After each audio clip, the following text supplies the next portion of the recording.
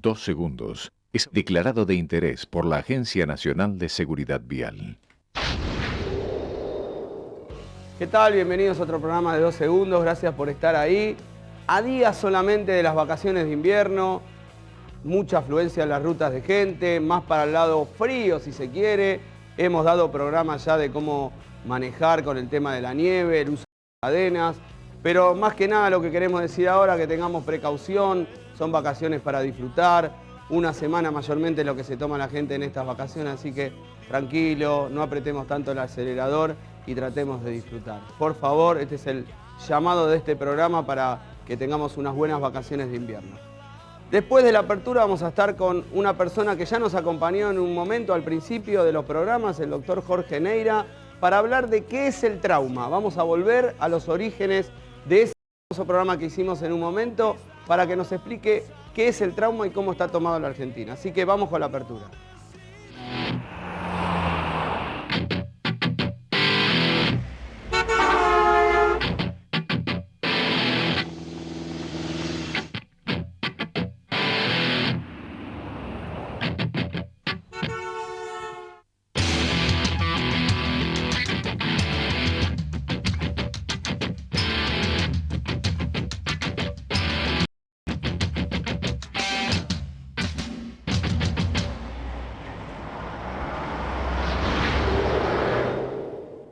Bien, estamos con Jorge Neira, presidente de la Sociedad Argentina del Trauma y médico intensivista. Expresidente, porque en realidad terminé hace muy poquito, sí. Bueno, pero soy ¿qué es médico intensivista, Jorge? Bueno, mi especialidad es la medicina intensiva, la medicina crítica. Esto es lo que significa, lo que la gente conoce como terapia intensiva, que nosotros lo llamamos cuidados intensivos, porque en realidad el cuidado no solo del médico, sino sobre todo la enfermera en las unidades cerradas, ¿no? En las unidades de internación.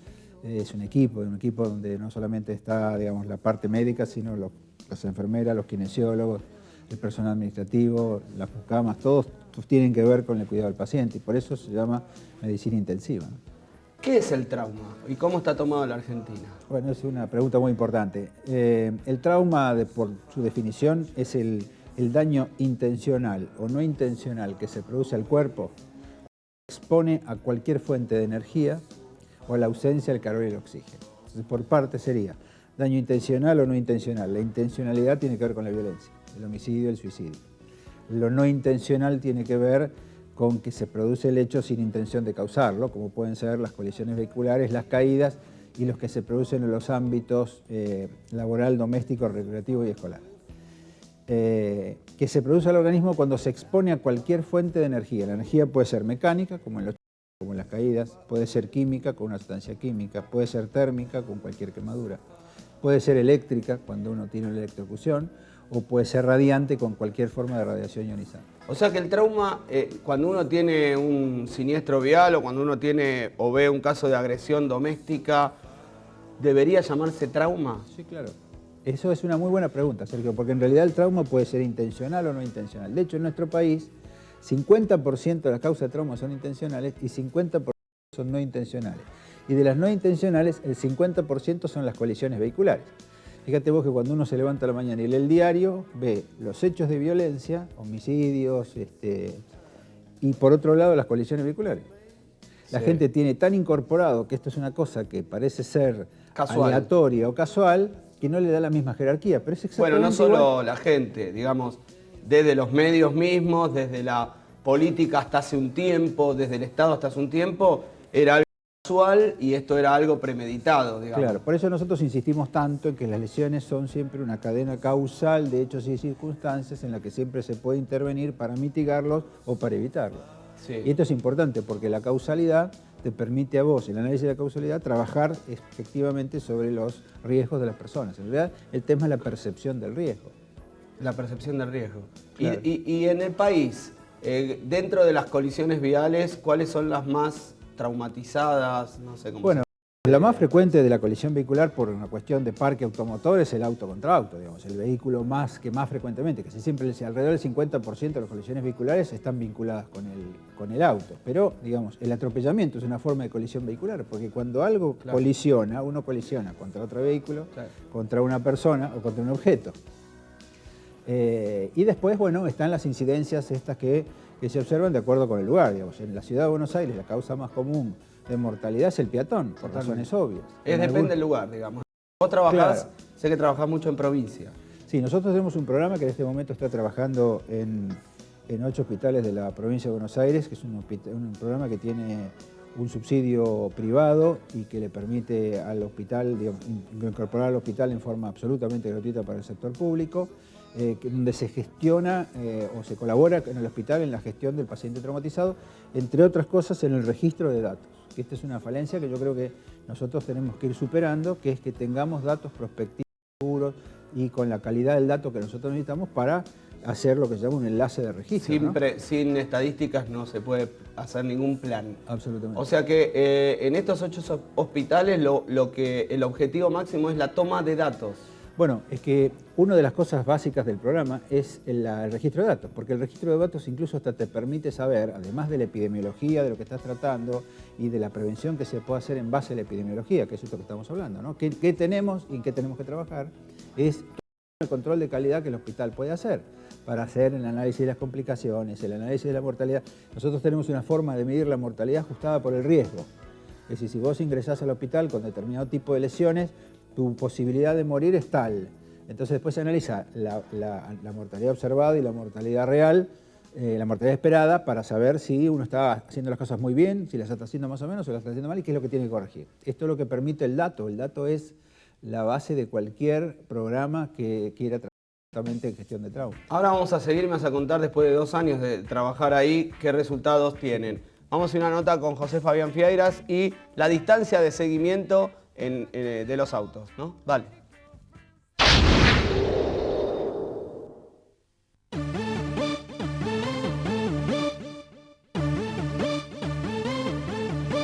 En esta oportunidad vamos a hablar de la distancia de seguridad. Esta distancia tiene implicancia directa con el tiempo de reacción del conductor.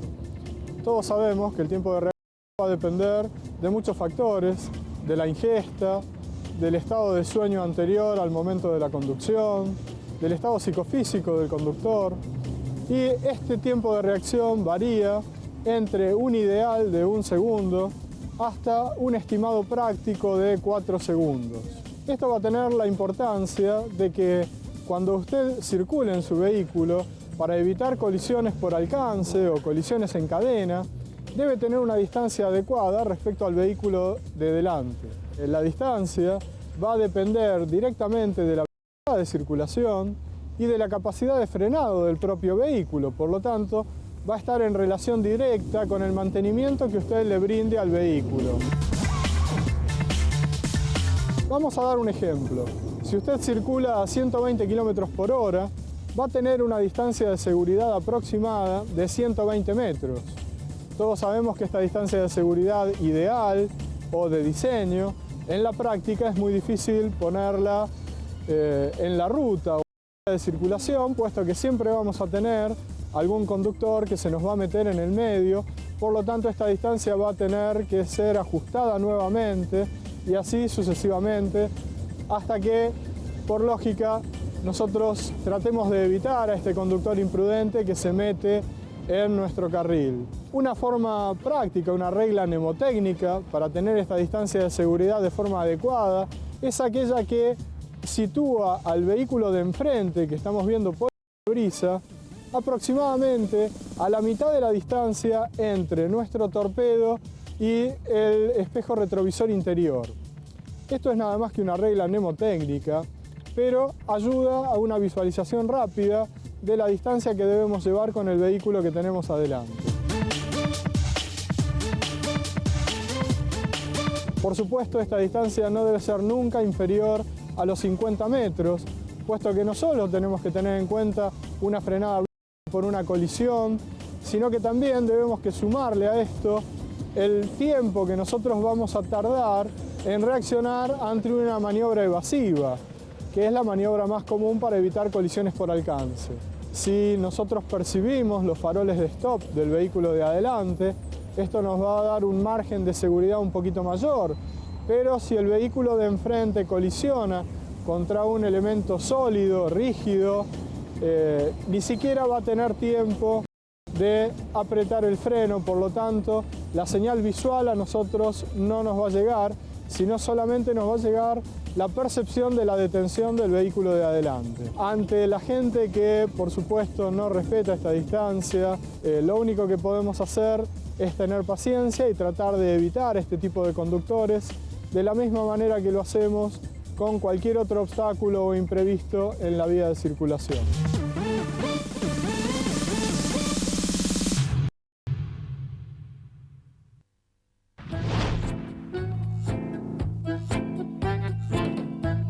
Manejar bien es ser responsable, es estar seguro de uno mismo, es respetar las normas y respetar al prójimo fundamentalmente, ¿no? No vayamos a Estados Unidos, no vayamos a Europa, vayamos a Uruguay, vayamos a Chile.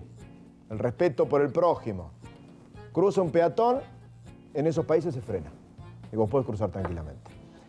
La rotonda, que acá en Argentina te metés y pechás, ¿viste? Entra el más macho, el que tiene el auto más grande, o si tenés un camión le das primero. Tanto en Uruguay como en Chile, el respeto y el privilegio lo tiene el que está dentro de la rotonda. Vos frenás. Uno tiene que tener criterio y sentido común.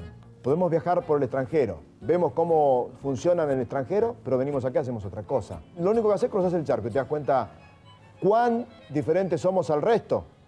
Y lo hacemos mal, ¿no? Tiene que ver con el respeto.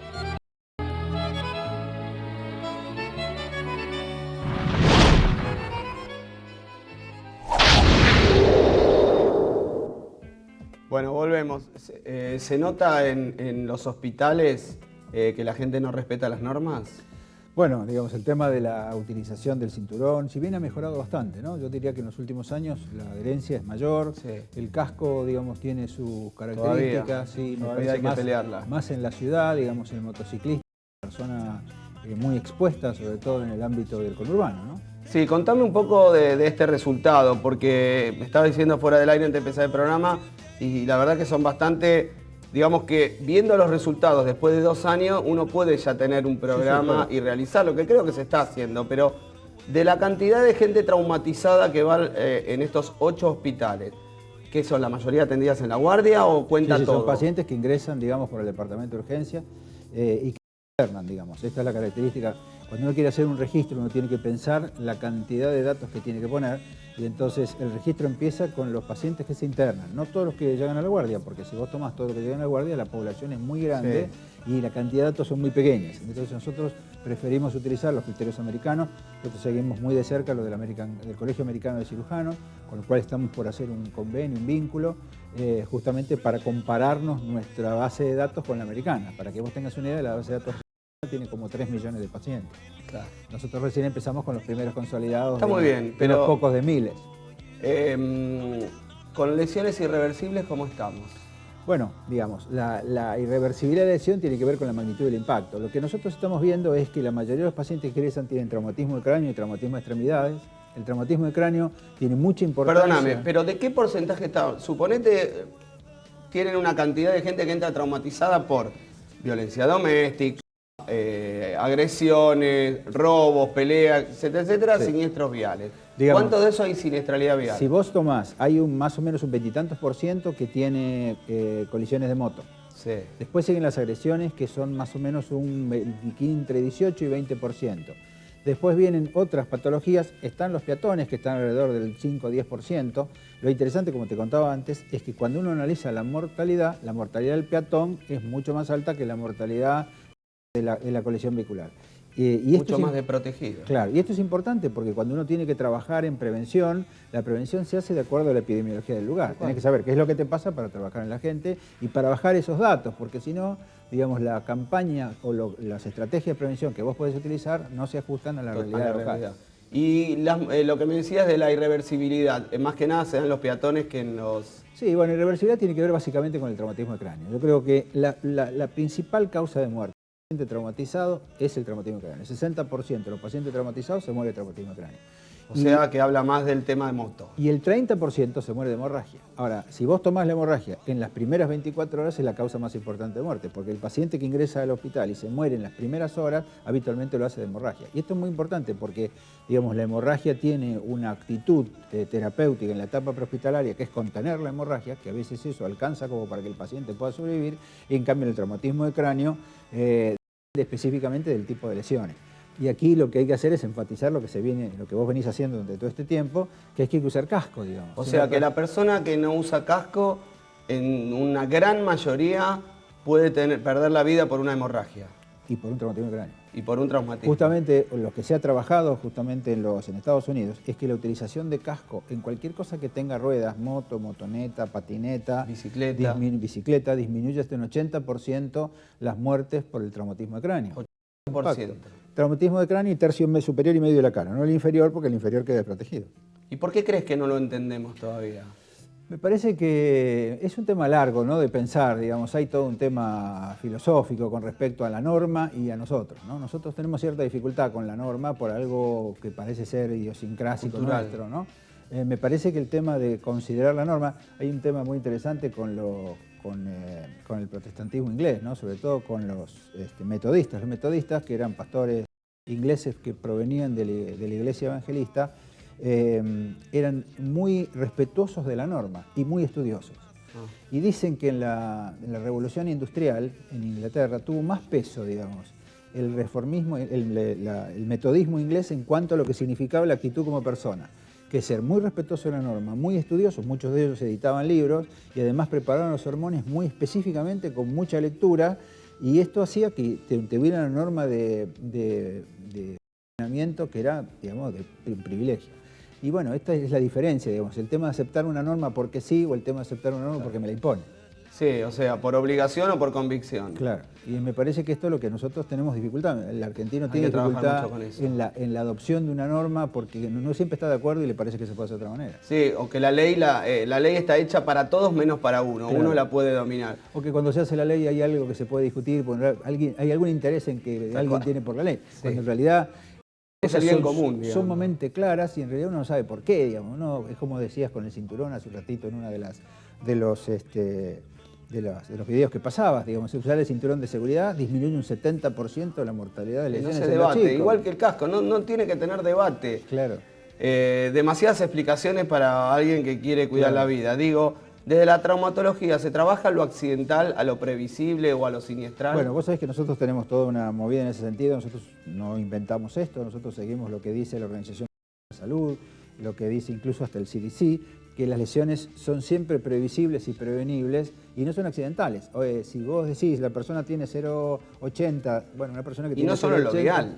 No, digamos, el trauma en general, digamos. Totalmente. Si tiene 0,80 tiene más riesgo. El tema es la percepción del riesgo. Lo que la gente no alcanza a entender es la percepción del riesgo.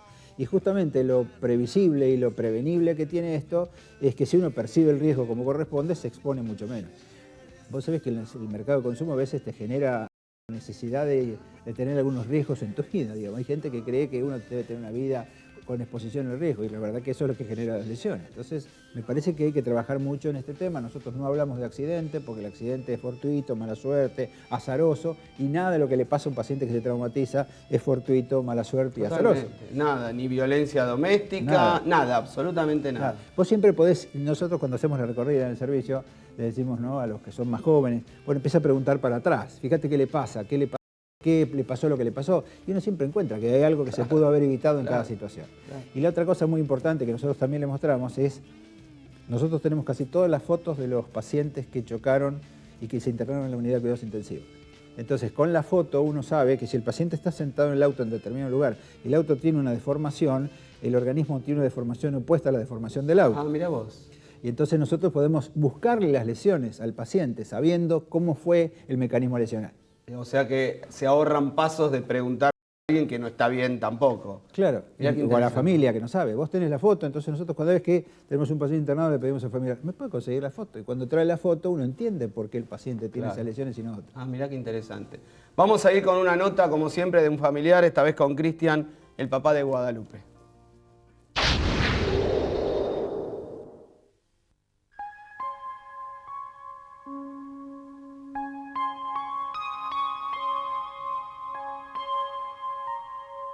Hola, buenos días. Yo soy Cris, papá de Guadalupe Preis, que bueno, fue víctima de un accidente de tránsito el día 26 de mayo de 2011, cuando regresaba del colegio con mi sobrino y mi suegra.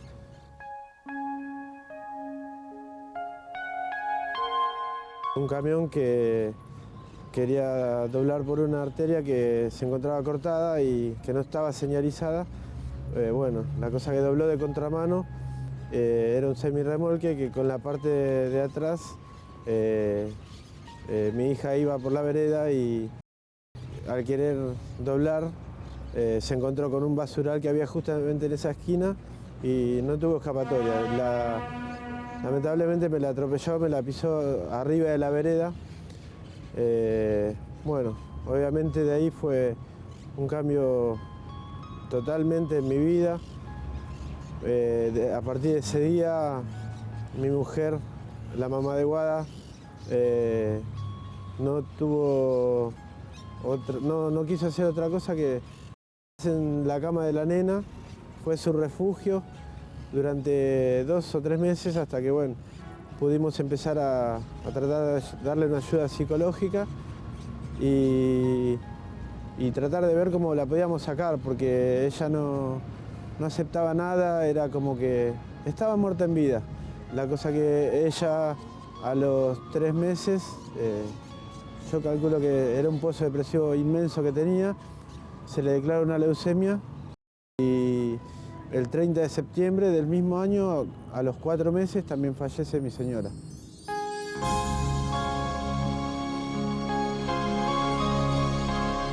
Yo lo que quiero decir que un accidente, más allá de matar a una persona, sigue matando. Sigue matando porque los que quedamos vivos también quedamos muertos, en realidad.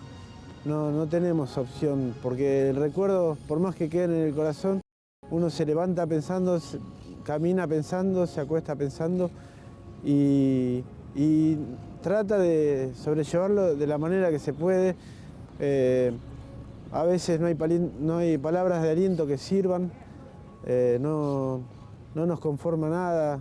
Hasta uno a veces se enoja con Dios porque dice, ¿por qué a mí? Pero en realidad uno cuando se empieza a contactar con gente que le ha pasado lo mismo, hay casos peores, pero bueno, en realidad es algo que no tendría que pasar más. La cosa que se colocaron carteles de máxima 20, contramano, y la cosa sigue todo igual, la gente no, es como que no le pasó a ellos y no le interesa. La causa estaba caratulada como homicidio culposo desde un primer momento. La persona, bueno, estuvo demorada un día, recuperó su libertad y más o menos a los 2 meses, después de varios peritajes, la causa cambió muy rápidamente porque se comprobó que el camión iba por una calle que era prohibida para el tránsito pesado porque era un pasaje que era la mitad de una calle normal.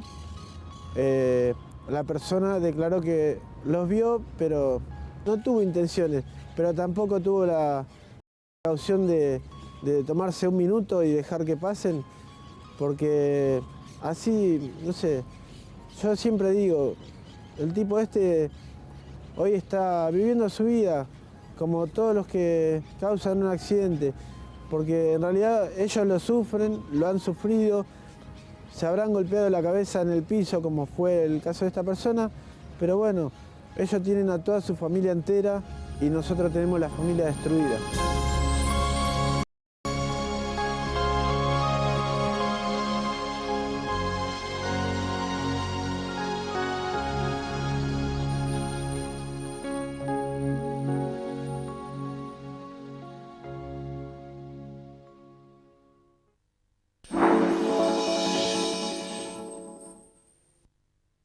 Muchos hombres usan la expresión «anda a lavar los platos».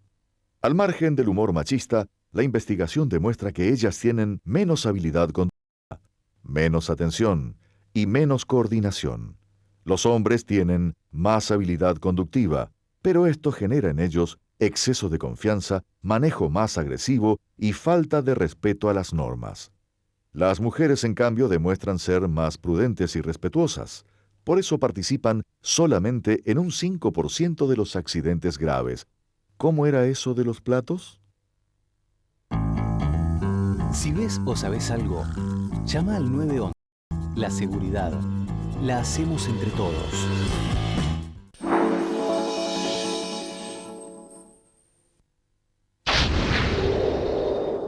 Bien, no tenemos mucho tiempo, pero hay un tema que me interesa, que tiene que ver con lo que vimos recién de esta familia, cuando el hombre pierde a la hija en un siniestro y después la esposa también se muere afectada por el tema.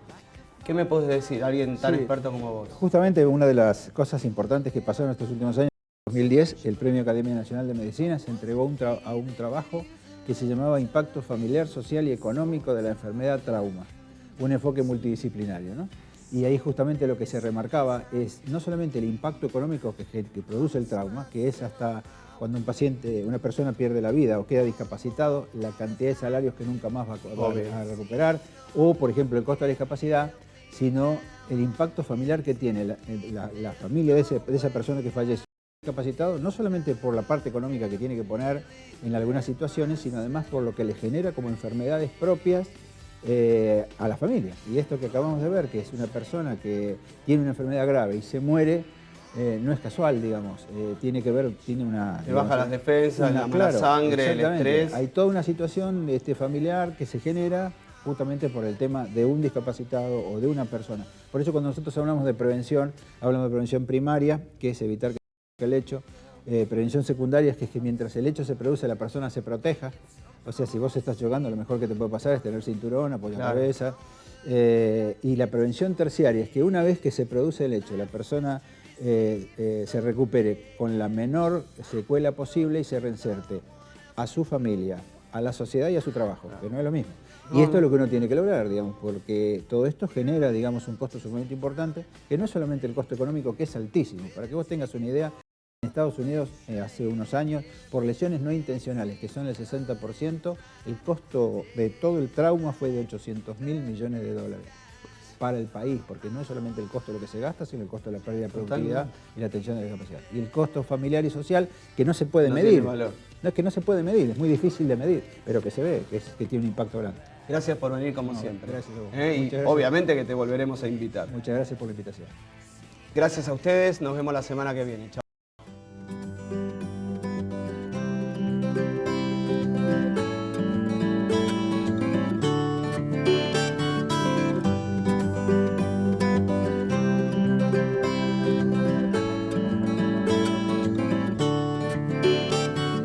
¿Cuál es tu pena? Caminas como la reina en la colmena. ¿Cuál es tu pena? Si cortaste con sal tibia tus